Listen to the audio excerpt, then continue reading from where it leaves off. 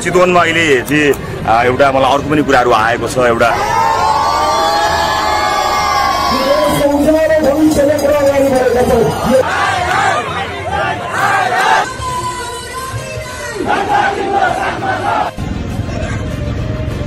रवि लामिछाने भैरवा कारागारबाट आज काठमाडौँ आउँदै यस्तो छ आजको अन्तिम तयारी।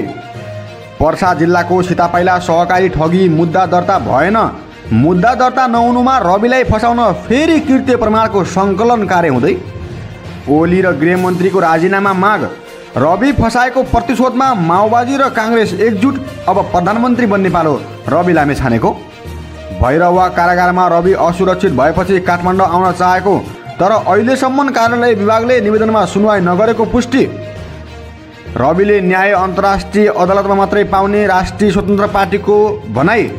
रवि छुटाउन फुल पावर लगाउँदै प्रचण्ड भन्छन् उहाँलाई न्याय दिलाएरै छाड्छौँ, कानुन व्यवसायसँग मेरो परामर्श भइरहेको छ।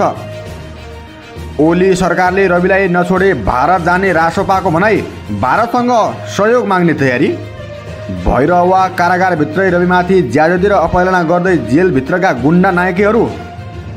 रवि भेटेर आएपछि रासोपाका नेता भन्छन् उहाँलाई जेलमा मार्ने प्रयास भइरहेको छ। होसियार ओली सरकार। रवि छुटाउन प्रचण्डले साथ दिएपछि प्रचण्डको देशैभर बयान हुँदै यस्तो छ वास्तविकता। रविको पछि हात धोएर लागेका सूर्य थापा र गगन थापाको खोजी कार्य सुरु। भागेर भारत गएको खुलासा।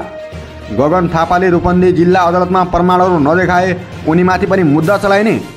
रविका कानुन व्यवसायी भन्छन् प्रक्रिया जारी छ, उहाँलाई छिट्टै कारागार मुक्त गराउँछौँ। रविलाई न्याय नदिएसम्म संसद चल्न नदिने। गृहमन्त्री लेखकलाई जेल हाल्ने तयारी। रविलाई कारागारमै सिद्ध्याउने ओलीको सपना तुइयो। यस्तो छ आजको सम्पूर्ण जानकारी। दर्शकवृन्द नमस्कार अनि हार्दिक स्वागत छ अनलाइन टिभीको अर्को भिडियोबाट। तपाईँ हाम्रो च्यानलमा नयाँ हुनुहुन्छ भने हामीलाई सब्सक्राइब गर्नुहोला, छेउमा रहेको बेललाई थिच्नुहोला। भिडियो मनपर्छ भने भिडियोमा अत्याधिक मात्रामा लाइक गर्नुहोला र भिडियोलाई सेयर पनि गर्नुहोला। तपाईँको मनमा लागेका जिज्ञासा प्रश्न खुल्दुली र कौतूहलता छन् भने अवश्य पनि हामीलाई कमेन्ट बक्समा लेख्नुहोला। आउनुहोस् दर्शकवृन्द प्रसङ्ग सुरुवात गरौँ। दर्शकवृन्द रूपन्देही जिल्लाको भैरवा कारागारमा रवि लामिछाने आफू असुरक्षित भएको बताउँदै आउनु भएको छ। निरन्तर उहाँलाई भेट्न जाने व्यक्तिहरू समकक्ष उहाँले यहाँ मलाई सुरक्षित नभएको र मलाई मेरो लागि राम्रो नभएको उहाँले बताउँदै आउनु भएको छ। यसो त राष्ट्रिय स्वतन्त्र पार्टीका केन्द्रीय सचिव प्रमोद नेउपानेले दिएको निवेदन अनुसार रवि लामिछाने आजसम्म काठमाडौँको दिल्ली बजार कारागारमा आइसक्नुपर्ने हो। तर त्यहाँ विभागले निवेदन हामीले प्राप्त गरेको छैनौँ भन्छ। तर 2 साता अघि प्रमोद नेउपानेले भन्नुभएको थियो कि हामीले निवेदन दिइसक्यौँ। अन्ततः यहाँ पनि रवि लामिछानेलाई भैरवा कारागारबाट काठमाडौँ आयो भने उसले काठमाडौँको दिल्ली बजारबाट आफ्नो पार्टी सञ्चालन गर्छ र हामी नेताहरूमाथि उसले फेरि नयाँ खेल खेल्छ र हाम्रो राजनीति जीवन सकाउँछ भन्ने हेतु र चेष्टाले रवि लामिछानेको निवेदनमाथि फेरि सुनवाई नगरेको पनि पुष्टि भएको छ। जबकि स्वयं प्रमोद नेउपानेले दिएको निवेदनमा विभागले भन्छ हामीले प्राप्त गरेका छैनौँ। यसमा पनि सरासर सरकारको प्रतिशोध मात्रै देखिन्छ। दर्शकवृन्द पर्सा जिल्लाको सीतापाइला सहकारी ठगी मुद्दा दर्ता भएको छैन। रवि लामिछाने विरुद्ध करोडौँ रकमको बिगोरसहित त्यहाँ मुद्दा दर्ता हुने प्रक्रिया जारी छ। रविको विरुद्धमा कृत्य प्रमाणको सङ्कलन हुँदै नामक समाचार शीर्षकमा समाचारहरू आइरहेका छन् भने त्यहाँ किन यत्रो महिना बितिसक्दा पनि अहिलेसम्म रविको मुद्दा दर्ता हुन सकेन। वास्तवमा पहिलोचोटि अनुसन्धान भएर मिसिल सरकारी वकिलको कार्यालयमा गयो तर अनुसन्धान फितलो र प्रमाणहरू छैन भनेर फेरि सरकारी वकिल कार्यालयले उक्त मिसिललाई प्रहरीलाई फर्काइदियो र प्रहरीले फेरि अनुसन्धान गरेर सरकारी वकिल कार्यालयमा पुगाइसकेको छ। तर सरकारी वकिल कार्यालयले रवि लामिछानेको मुद्दा दर्ता भने गरेको छैन। यहाँ पनि कुनै न कुनै झोल गरिरहेको भने पक्का देखिन्छ। महिनौँ बितिसक्दा पनि रवि लामिछानेको सीतापाइला सहकारी ठगी प्रकरणमा किन मुद्दा दर्ता भएन यस नामक शीर्षकमा रवि लामिछानेमाथि फेरि कृत्य प्रमाण बनाएर उनलाई फसाउने षड्यन्त्र रचिँदै भन्ने अभिव्यक्ति सामाजिक सञ्जालमा छ्यापछ्याप्ती भइरहेका छन्। दर्शकवृन्द भैरवा कारागारभित्रै रविमाथि ज्यादती र अपहेलना गर्दै जेलभित्रका गुन्डा नायकीहरू। जहाँ रवि लामिछाने लेखिरहेको डायरी खोसिन्छ, उनी पढिरहेको पुस्तकलाई लात हानेर फालिन्छ र उनीमाथि तुच्छ शब्द प्रहार गरिन्छ। जेलभित्रका गुन्डा नायके र त्यहाँका म हुँ भनाउँदाहरूले रविमाथि ज्यादती गरिरहेका छन्। कारण उनी व्यक्तिहरू ती गुन्डाहरू पनि कहीँ न कहीँबाट परिचालित छन्। यदि उनले बाह्य रूपमा शक्ति नपाएको भए र मलजल नपाएको भए रवि लामिछानेमाथि जेलभित्रै यतिसम्म गर्न पाउँथे र? तपाईँले के लाग्छ? अवश्य आफ्नो विचार लेख्नुहोला। राष्ट्रिय स्वतन्त्र पार्टीले गगन थापा र सूर्य थापाको खोजी निगरानी सुरु गरेको छ। रविलाई फसाउनमा यी दुईजनाको प्रमुख हात रहेको र कृत्य प्रमाणको सहारा लिएर रविलाई फसाउन चेष्टा गरेका यी दुवैजना यति बेला देशभन्दा बाहिर छन्। जहाँ राष्ट्रिय स्वतन्त्र पार्टीका कार्यकर्ता, समर्थक र स्वयं मिडियाले खोजिरहेका छन्, खोज्दा उनीहरू कहीँ भेटिँदैनन्। तर रूपन्देही जिल्लामा भएका प्रमाणहरू मसँग छ भनेर संसद अवरुद्ध हुने गरी गगन थापाले चिल्लाए, कराए र ती प्रमाण देखाए। तर ती प्रमाण वास्तविक थिएनन्। आज तिनै प्रमाणको खोजी भइरहेको छ।